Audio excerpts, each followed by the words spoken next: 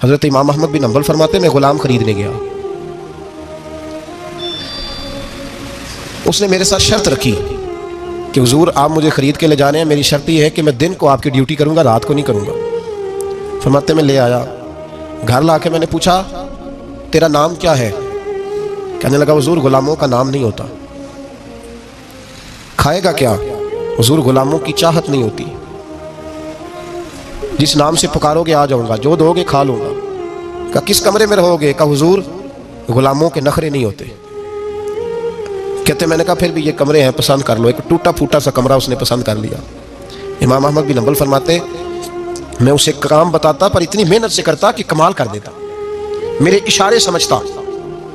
ایک دن میں تہجد کے وقت اٹھا، اس کے کمرے میں گیا تو وہ توبہ توبہ پکار رہا تھا۔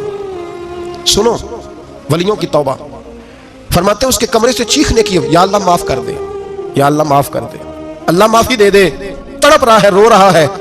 اور امام احمد بن حنبل فرماتے ہیں حال یہ ہے کہ اس کے کمرے سے لے کر آسمان تک نور ہی نور پھیلا ہوا ہے، نور ہی نور، اور وہ روتا ہے یا اللہ معاف کر دے، یا اللہ معاف کر دے۔ فرماتے میں سوچنے لگا معافی کس چیز کی مانگ رہا ہے؟ فرماتے وہ خود ہی بولا، اور معافی دیکھو بھائی، توبہ دیکھو اللہ والوں کی۔ کہنے لگا اے اللہ میں تیرا بندہ ہوں، تو نے زندگی دی، نعمت دی، آنکھیں دی، کان دیے، سانسیں چلائیں، بغیر مانگے سارا کچھ دیا۔ چاہیے تو یہ تھا کہ میں دن رات تیری بارگاہ میں جھکا رہتا، پر مجھے معاف کر دے۔ میرے اوپر امام احمد بن حنبل کے بھی حقوق ہیں، میرے مالک کا بھی حق ہے، اس لیے میں دن سارا عبادت نہیں کر سکتا، بس 5 نمازیں پڑھ سکتا ہوں، رات میں جاگتا رہتا ہوں تیرے حضور۔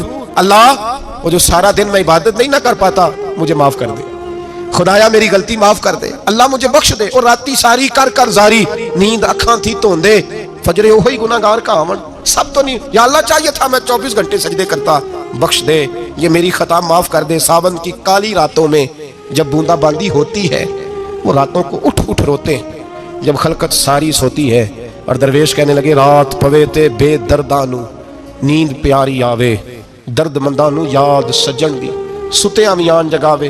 یا اللہ معاف کر دے، میں سارا دن سجدے نہیں کر پاتا، سارا دن لمبی نہ معافی دے دے، یہ توبہ ہے اللہ والوں کی۔ امام احمد بن حنبل فرماتے ہیں فجر کے وقت وہ میرے ساتھ مسجد گیا، میں نے اس کا چہرہ دیکھا، میں اس کو کونے میں لے گیا، میں نے کہا جا تو اللہ کی رضا کے لیے آزاد ہے، جا میں اپنے حق معاف کرتا ہوں، مکان تیرے پاس رہے گا، کھانا تجھے ملے گا، تو آزاد ہے۔ اس نے کہا حضور ہوا کیا؟ ہوا کیا؟ ہماری تو خواہش ہے نا کہ بندہ اس وقت ملنے آئے جب میں تسبیح پڑھ رہا ہوں، کوئی اس وقت گھر پہنچے جب میں سجدے میں ہوں، لوگوں کو پتا چلے بڑا نیک ہے، بڑا نمازی ہے، اس وقت کسی کی نظر پڑے جب میں بالکل قرآن پاک پہ بیٹھا ہوں۔ فرماتے ہیں جب میں نے کہا نا تو آزاد ہے، تو کہنے لگا حضور کیا ہوا؟ فرمانے لگے رات میں نے تیری توبہ دیکھ لی ہے، توبہ دیکھ لی۔